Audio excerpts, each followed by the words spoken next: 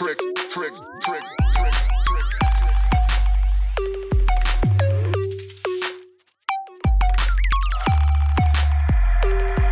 Yeah.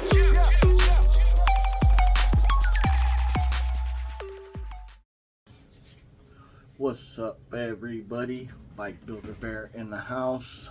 Just checking in, saying what's up. Doing my 500-mile review on my Boom Vader. What can I say about it? I absolutely love it. I think it's absolutely worth the money that you can get one of these clones for. I and my buddy Joseph, that you've seen on this channel, have recently got our hands well, no, not got our hands on, but we got in close proximity and were able to completely look around a couple of actual Groms of like 2 different years, a brand new one and the older ones, I think the 2016 to 18 that look like the Boom Vader here. And yeah, all I can say on that little issue is that what? People want to argue that the Grom made by Honda is better than this? Not for the money. Heck no. You guys are crazy. You guys are just fanboys. That's all you are. You're just label queens. Oh my God. We'll get into that in a minute. But just off the top, I have to say that this bike is absolutely worth the money that was bought for it. My buddy bought 2 of these together, both at $1,200. Got a little bit of discount because we picked them both up at the same time, registered at the same time, and took them home and put them together. We picked them up at Chronic Motorsports in Simi Valley. Very cool guy. And that's about it I'm going to say on that. I mean, we got them home, put them together in a couple hours, and we're up on the road riding immediately. And immediately happy. Mine, right out of the box, rode fabulous. Right out of the box, it was doing maybe 40, 45 miles an hour. The speedometer was saying 69, which, again, I thought that was only a clone issue. I would figure that on Groms, the speedo would be accurate, until I met a gentleman with a Grom with all the stock speedo parts, and literally at 50 miles an hour, his speedo from Honda factory says he's doing 79 miles an hour. Same issue that this thing has, or all of them have. That's why I switched over to the nice GPS right there. Accurate within 1 mile an hour, and looks a lot better. I think aesthetically, the way it works, everything. I'm an experienced rider. I opted to eliminate my neutral light or neutral readout. I don't need it. I know what gear I'm in. I'm not a stunt rider, but I'm a wheelie wannabe, and I have ridden aggressively on dirt bikes in my past, you know, trail riding, jumping, stuff like that. I've got a lot of BMX experience anyways, but I don't need a gear readout. I don't think anybody needs one, really. I think that's too much stuff to be looking at and concerned with, especially on a small bike like this. You need to have your focus out on the road and what you're doing.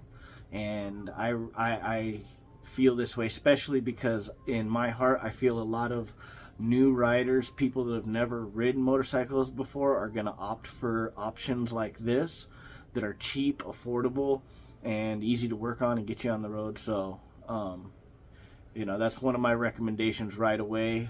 You know, after 500 miles, I recommend tuning it down, getting the T17 tooth, and I've even heard there's a T19 tooth. It'd be a tight fit, because I know the 17 was a tight fit. I had to even grind some stuff out and cut the housing that goes around the sprocket up by the motor casing or the transmission casing.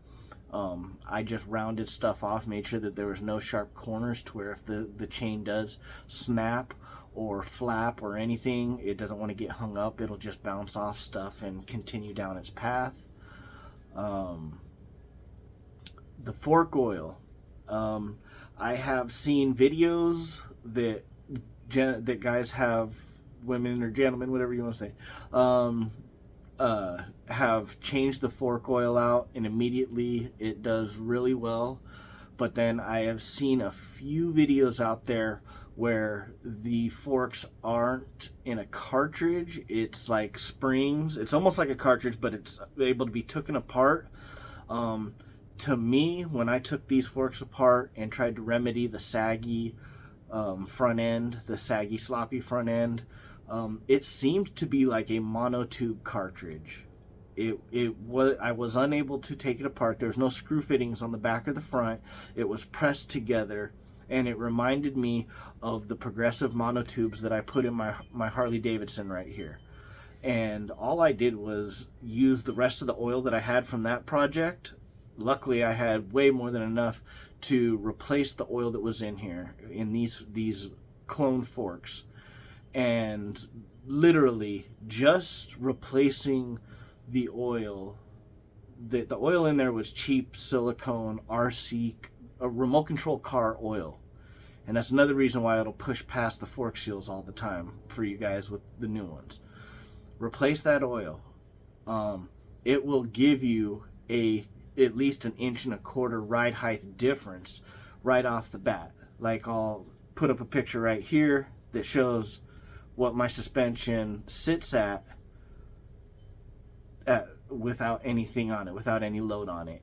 Before, it was dropped almost 1.5 inches. It would sit right now like that, 1.5 inches lower right off the bat before I put the thicker shock oil. So drain out all that shock oil, clean everything out with some brake cleaner, put some new nice, shock oil. I'd even recommend putting anywhere from 1/4 to 1/2 ounce extra.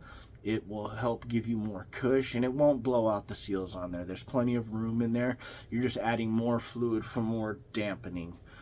Some guys will say that, oh, you're going to blow it out the seals. Well, I'm doing wheelies. I'm beating the heck out of it, and these aren't expensive top grade seals, and they're holding it, so I think I'm doing okay. We'll see in the future. But I could tell you the ride is phenomenal in the front ever since I changed that oil. Another thing I have to say is the YZ40 cam, or the ZY40 cam. I ordered one of those, and it seems to be a universal part for like pit bike motors and all of that. On this bike, it was hard to find the information for adjusting the valves. I found the adjustment. I have that information on a previous video, or if you ask me, I'll answer your question what the adjustment is on a comment below. But in my opinion, doing the cam has been a love but hate. Adjusting those rockers and valves is where all your performance is going to be after you do that. So whether you're getting mid-range performance, top-end performance, that's all in your adjustment of your valves. And then after that, your carburation is going to be the end determining factor in that. And the reason why I say that is just like with any performance muscle car, and you can go to Uncle Tony's garage. I know that guy doesn't rub some people the right way, but I don't care. That guy knows what the hell he's talking about, period. And if you don't have the valve set right on simple motors like this, that's where your performance is going to be dictated. Truly. You'll get a little bit of performance difference out of your carburation, out of your exhaust, but basically the exhaust just creates a chamber for the pulling vacuum, which goes throughout the motor, and the intake is just basically think of it like a trumpet. You know what I mean? The more flow and fluid and the better it gets in there, the better you're going to be. And then the distance, your carburetor from your motor, your intake length, that's all going to dictate your mid-range power to a point, and then it's going to drop off and kill your top end. This is all old school Chevy small block, Ford small block, knowledge from back in the days. Valves. So even though I got, that being said, and even though I got a cam in there, I'm not going faster than when I had the stock cam, but I do have a lot more lower end torque. And I know that is because I am still figuring out the Da Vinci code of what the valve's like. Not only that, I'm barely getting to the break-in cycle of the cam. These cams, I have noticed, don't have a machine polished finish on all the lobes and everything. And I have a feeling they do that to where it allows the rods that push back and forth, make the connection between the lower end and the top end. I think what that does is that allows that flat surface to actually get honed down a little bit to create a cupping action. This is my theory, to where everything sets more, to where you get less rod shake in between opening and closing of the valves and stuff. I think it's just meant to kind of wear things in to where it seats correctly. And the big indicator to me on that is that when it warms up, it loses a little bit of power, which is something that if you've ever put a cam in a car, when you first put the cam in, you got to break it in, and it'll feel like it has power here and there, and it'll give you some perks, but then you'll be kind of scratching your head like, oh, I thought this was going to be power all the way through. That's because your valves need to be readjusted again. The cam and the lifters, hydro lifters, or whatever you have set up now has kind of set itself in. Now you got to do some readjusting again. And like I said, valves adjustment, that's the performance gain. So sorry I spent so much time on that, but that's where I'm at with that. 500 miles and I've got a cam in it already. That's my input. I think I'll get better performance in the future, but like I said, I'm still working out that Da Vinci code. I'm working with the VM22 Mikuni carburetor. I just had to actually hand tune my pilot jet, just because I was being a little impatient and I didn't want to wait for the bigger jet set to come from eBay. So I just took my biggest jet and some diamond file bits and opened up the holes on the pilot jet a little bit, and I got some luck because it hit really well. I've only get a little bit of sputter here and there again when the motor gets a little warm. And again, I recommend doing the oil cooler. The oil cooler, it's a great addition, and if you're going to ride this motor on the street and you're going to be competing with traffic, you're going to be up in the high RPMs, and I've heard some people say, oh, stay away from the high RPMs. If you can't run the bike at a time with the throttle pinned, then it's really not worth it. And here's my logic to that.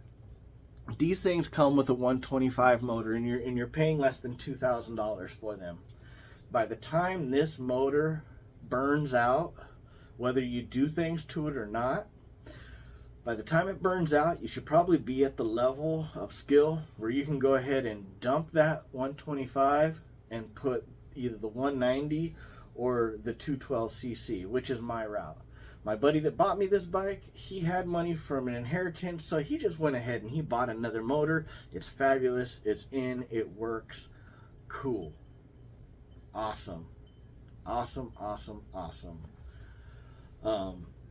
That being said, I'm going to do the same thing, but I'm going to run out this motor. I'm going to burn out this motor. Not because I'm waiting to get more experience on this thing, which I am, because I'm using this to really improve my wheelie game. Once this motor burns out, I've got another motor in a crate right here, as backup parts. But when this motor is done, Dunsky, I'm gonna put a 212 in it, and then I'll do more videos and reviews there. And speaking of my buddy's bike, see, this is same thing, all done up, real nice. 190 Predator or Piranha. I think no, it's the 212 Piranha. He just recently got this dual exhaust, which sounds amazing. Sounds awesome. Looks awesome. I love it. I might even go with a dual exhaust system when I get a big motor too. And to put this thing in was simple. I know he did something to the stator. He changed something on the stator. He did that on the motor in his garage before he brought it over. And the motor out of this bike is my extra 125 motor. But as you can see, this bike is done up. Now, he's got almost $1,000, I think, on the motor. And then with this, he's probably only got $2,200 to $2,400, and this thing smokes. It still needs some tuning, probably. It could probably use a little valve adjustment and some carburetor tuning to get it to peak performance, but less than $3,000, and no Grom will touch this thing unless it's got an upgraded motor, which then you're spending $3,000 plus used platform, and then spending whatever you're going to spend on your motor platform. So again, right there, in my mind, it would just be better to go this route. This thing is beautiful. I would, if I would do anything to this thing from this point, I would do an extended swing arm and like the air ride adjustable kit and hook it up like that. And look at this exhaust that he got. Beautiful quality. Just beautiful. I love the way it fits. Tucks right up real nice. Heat treatment. Come on. You can't knock that. And this is how universal these bikes are. His coil is the same coil as my coil for the 125. It'll be a good day when they start making high performance CDIs or EDIs for these, so we can get those rev limiters up. If we can get a high rev limit, that would be awesome. You know, a 13, because right now I think they top out at about 10,000. If we could get them up to like 13,000, 14, to where they pop, pop, pop, pop, pop, pop, that would be awesome. Anybody knows of anything like that, please leave a comment below. So anyways, back to my bike. I do have to say that for what you will pay for one of these, and you see all this flash I got on it, you know, eBay parts. Everything here is on eBay. For the 2016 to the 2018 Grom. Or the Boom BD Vader 125. Blah, blah, blah, blah, blah, blah, blah. I'm sorry, I'm a degenerate nerd that doesn't know, dickweed that doesn't know how to put up his links, or I'm just too lazy to make a bundle of links and then put them on. I could do it. When I start doing this on my computer, I will. But eBay, everything, eBay. No, the exhaust I got on Wish. I got on Wish just for a 125. And then I made all the downpipe myself. I deleted the catalytic converter. I bored out the end of the exhaust pipe because it had some boogery ass weld, and the hole that went out to the exhaust is like that big. So I got my honer bits and honed that thing out to the max. But yeah, eBay, everything. And all I can say is don't think that you want to buy the Honda Grom because it's so much better than a clone. And don't think that oh, I don't want to buy the clone because I'm not sure how good it is. They are basically the same.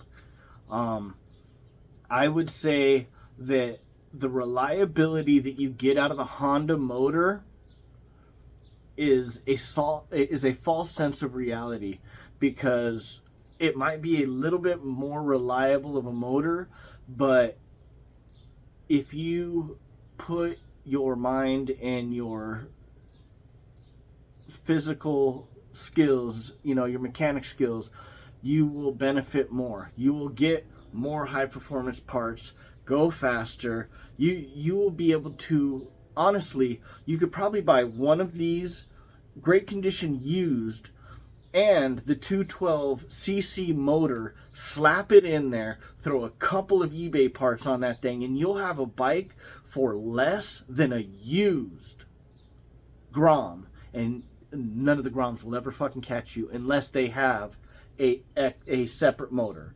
Like, I've seen guys, they've been putting CB400s, like ridiculous motors that you think that it's just going to squeeze the swing arm and pull the tire right into the back end.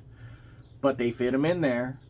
Okay, so I'm telling you, just because there's a label, just because the shoe says Nike doesn't mean it's better than Adidas or Vans or anything. It's just a damn label, and most of them are all made by slave labor. So, and the same thing with the frames.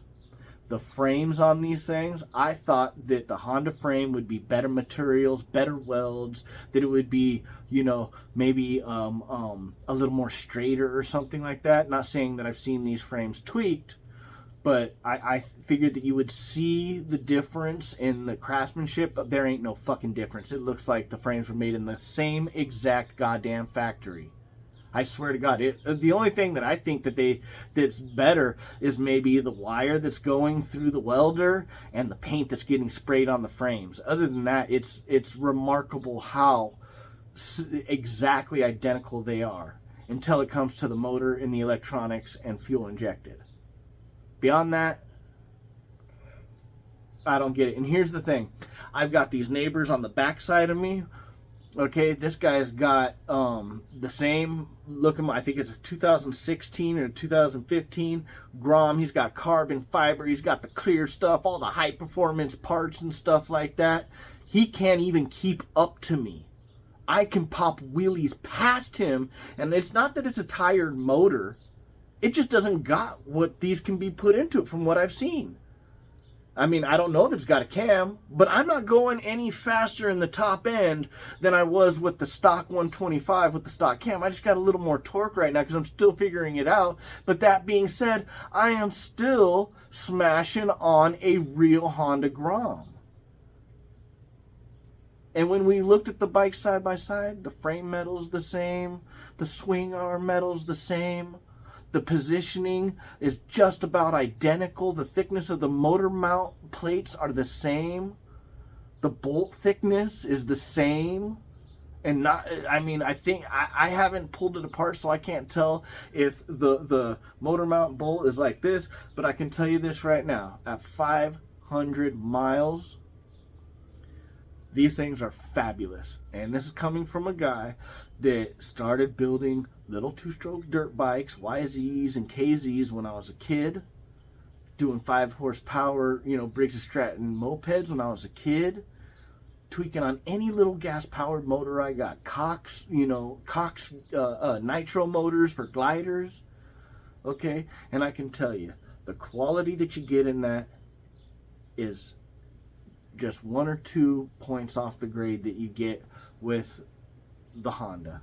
The Honda, honestly, in my opinion, is just a little bit of hardware that's a little better. The cables are a little better. The wires might be a little better.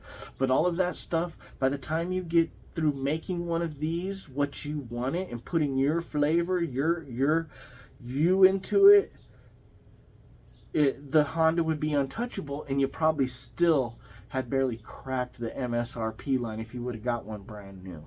And I'm not talking the Hondas saying that they're crap. No, I'm not saying they're crap. I'm saying I'm happy with what I got, and with my experience, I got the better deal. Okay? I'm not saying that my bike is better than all the Groms out there. I'm pretty sure there's guys that got their shit together that'll smash on me. Hats off to you, but in my little local area and with my experience and with what I've seen, for a bike that's $1,200 plus maybe about $600 worth of stuff on it, I smoked the hell out of a guy with a $3,500 used Grom with 5,000 miles on it. Second motor. Okay? So it's not a tire beat up motor. Just saying. Best thing I could say is, if you want a little bike, don't be intimidated by brand or any of that. Just go get one. You're going to like this bike no matter what. If you get the Honda, you're going to like it. If you get the Clone, you're going to like it. If you get the Ice Bear, the Polar Cat, or any of those, I think you're going to like it. Even if you get the ones that I'm starting to see that are like, I don't know if they're 150 or 75 or 50s, but they have like an automatic 3-speed or 4-speed in them, you're going to love them. They're going to teach you how to work on motorcycles. They're going to teach you how to be more adventurous. If that's what sounds good to you, go for it. If you want something that's going to be maintenance free, if you want something that's going to be super reliable and that you can just turn the key on and impress everybody and wear your gear and be a squid riding like an asshole, you know, with all your reflectors and lights, go get one of those BMW DRZ fucking bikes with all the fucking, you know, shit, all the 20 fucking boxes and bags around it, and have a good time. You know what I mean? To each his own. If you want to get a Harley and this and that, do it. But if you're just looking at something like this, one of these small bikes, don't be afraid to do it. Do your research. See which direction you want to go. Do you want to go Honda? Do you want to go Clone? Do you want to, you know, do more wrenching and performance-minded stuff? I would go, honestly, with the Clone, because everything that you need to secure to make sure that you feel comfortable with it is best done in an upgrade. And then after that, you know that you put Loctite on it. You know that it wasn't a 10-year-old Taiwanese kid that put this together that was doing 50 of these in one day. Okay, so that's what I would say. And if you just want to turn a key and jump on and look cool and ride it around, I'd probably more go with the Honda Grom, because the Honda Grom will do 50 out of the box. You know what I mean? This, you gotta mess with all the emission stuff. You gotta tweak this thing just to get it to run the way it should be, because the emissions, the way they regulated these to come overseas, they made them stuff them up with a catalytic converter, which is way, way, way choking.